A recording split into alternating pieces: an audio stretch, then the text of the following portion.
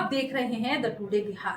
बिहार में नीतीश कुमार किस किस के निशाने पर है? जी हाँ, कभी पप्पू यादव के निशाने पर है, कभी प्रशांत किशोर के निशाने पर है, तो कभी तेजस्वी के निशाने पर है। सवाल ये उठता है कि आखिर क्यों?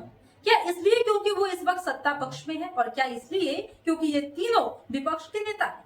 जी हाँ, बता दें कि नीतीश कुमार को इन दिनों मुद्दा बना दिया गया है। जिस तरीके से उन पर आरोप, तीखा टिप्पणी हो रहा है, साफ साफ ये कहा जा रहा है कि नीतीश कुमार ने तो बिहार को बर्बाद कर दिया, उन्होंने बिहार के लिए किया ही क्या। यानी ये तमाम बातें जो है विपक्ष के माध्यम से कही जा रही है। अब आपको बता दें कि नीतीश कुमार ने क्या किया है, ये हम नहीं बताएंगे आपको। उन्हीं के पार्टी के तमाम वो नेता हैं जो आपको ये बताते हुए दिखाई देंगे कि वास्तव में नीतीश कुमार ने बिहार के लिए क्या किया है। शिक्षा विभाग में क्या हो रहा है, इसको लेकर सुनील कुमार क्या कहते हैं, वो आप सुनिए। शिक्षा विभाग ने करीब करीब वो जो पॉलिसी है, जिसमें हम लोगों ने काफ़ी उदारता से इस बात का निर्णय लिया है कि जो भी महिलाएं हैं, दिव्यांग हैं या पति पत्नी हैं या कोई विशेष परिस्थिति है में उनको असहज महसूस कर रहे हैं, तो वो अपना पोर्टल पर अपना पिटिशन्स अपलोड कर दें। और हम लोग को भी अगर नहीं पोर्टल पर दिक्कत होती है तो फिजिकल पिटिशन भी विभाग में दे दें। और करीब करीब तैयारी हो गई है और हमें लगता है कि एक सप्ताह के अंदर या 10 दिन हो सकता लगे, उसमें हम लोग अप्रूवल करके फिर उसको प्रोसेस करने में जो वक्त लगे, 1 सप्ताह 2 सप्ताह जो लगे, हमें उम्मीद है इस महीने के अंत तक, इस महीने नहीं, सितंबर माह के अंत तक हम लोग सारे निर्णय ले लेंगे। अब आप सुन रहे थे कि सुनील कुमार ने कहा है कि शिक्षा विभाग में जो भी तकनीकी कमियां हैं उसको पूरी की जा रही है। लेकिन जैसे ही सुनील कुमार का बयान सुनते हैं, अब श्रवण कुमार क्या कह रहे हैं वो भी सुनिए। कैसे वो तेजस्वी पर निशाना साध रहे हैं और तेजस्वी से सवाल करते हैं कि अभी से 6 महीने पहले आप भी तो सत्ता में थे, तब आपको नीतीश कुमार की कमियां नहीं दिख रही थी क्या?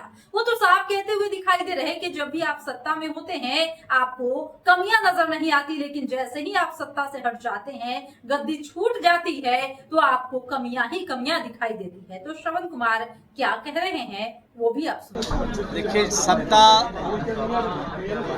से जब हटते हैं लोग तो इसी तरह का आरोप लगाते हैं, और जब सत्ता में चले जाते हैं तो आरोप के लिए इस तरह का आरोप बेबुनियाद हो जाता है।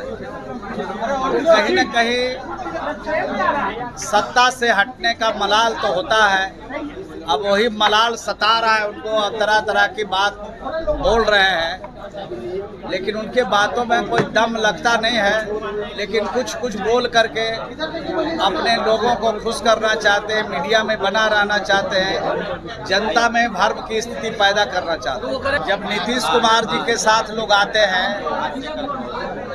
तो बिल्कुल ऐसा कसीदा काढ़ते हैं कि शायद डिक्शनरी भी फेल हो जाए। और जब हटते हैं तो इस तरह का मनगढ़ंत आरोप लगाते हैं कि लगता है कि उससे बुरा कोई कसीदा नहीं है। तो जब सत्ता हाथ से निकल जाती है तो इसी तरह की आवाज़ उनके मुंह से निकलता है।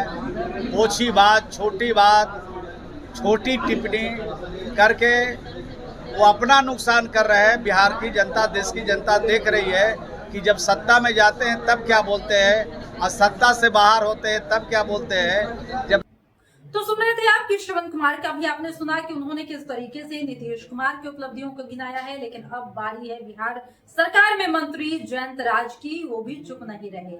उन्होंने भी कटाक्ष कर दिया तेजस्वी पर और साफ साफ उन्हें बिहार के संदर्भ में आईना दिखा दिया कि आप अपने दिन को भी याद कीजिए जब आप नीतीश कुमार पर टिप्पणी करते हैं। नीतीश कुमार का विकास आपको नहीं दिखता है, बिहार में बदलाव आपको नहीं दिखता है, तो आपको दिखना चाहिए और दिखने की जरूरत है, ये जयंत राज ने कहा है। देखिए, जब तेजस्वी जी हम लोगों के साथ में रहते हैं, मुख्यमंत्री जी बड़े अच्छे लगते हैं, और जब विपक्ष में रहते हैं तो उनको थोड़ा दिक्कत होने लगता है।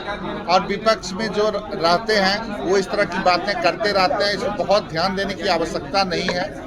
तेजस्वी जी थके हुए हैं, जिसके बारे में बोलते हैं थके हुए हैं, वो रोज किसी न किसी बड़े प्रोजेक्ट को देखने के लिए निकलते हैं। और तेजस्वी जी जब विधानसभा का सत्र चल रहा होता है तो वो कहाँ रहते हैं उसका पता मीडिया ना हम लोगों को रहता है, ना मीडिया को रहता है, ना बिहार की जनता को रहता है। तो सुन रहे थे आप जयंत राज को इस वक्त की कैसे उन्होंने नीतीश कुमार के उन तमाम उपलब्धियों को गिनाया है जो बिहार के संदर्भ में उन्होंने किया है। बात अगर हम प्रशांत किशोर की करते हैं तो कल की ही बात है कि प्रशांत किशोर ने तीखी टिप्पणी करते हुए तेजस्वी पर कटाक्ष किया था, लेकिन उन्होंने नीतीश कुमार को भी बख्शा नहीं था। उन्होंने ये कहा था कि ये यानी कि नीतीश कुमार और तेजस्वी ने तो बिहार को बर्बाद कर दिया, और खासकर तेजस्वी को चेताया था कि आप लॉ एंड ऑर्डर पर बात नहीं करें तो ज्यादा अच्छा होगा। पप्पू यादव की बात करें तो वो भी बिहार पर तंज कसते हुए दिखाई देते हैं और खासकर नीतीश कुमार पर निशाना साधते हुए नजर आते हैं। और बात अगर तेजस्वी की करें तो तेजस्वी के बारे में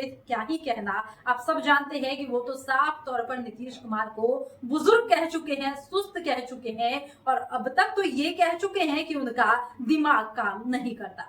यानी कि ये जो है तमाम जो बिंदुओं पर हमने बात की है, इस वक्त बिहार में यही स्थितियां है कि तमाम जो पक्ष और विपक्ष के नेता है वो आमने सामने है, और बिहार का एक और इकलौता एक मुद्दा इस वक्त चल रहा है, क्योंकि विधानसभा आने को है। बिहार विधानसभा चुनाव 2025 में होना है, लेकिन उससे पहले अगर कोई मुद्दा बिहार में है तो वो मुद्दा है नीतीश कुमार। और आप भी समझ सकते हैं कि इस वक्त किसका पलड़ा भारी होने वाला है और कौन इस वक्त संघर्ष कर रहा है कि बिहार में खुद को स्थापित कर सके। फिलहाल इस वक्त की खबर में इतना ही, और भी ऐसे तमाम वीडियो अपडेट्स के लिए बने रहिए हमारे साथ और देखते रहिए हमारे चैनल द टुडे बिहार। धन्यवाद।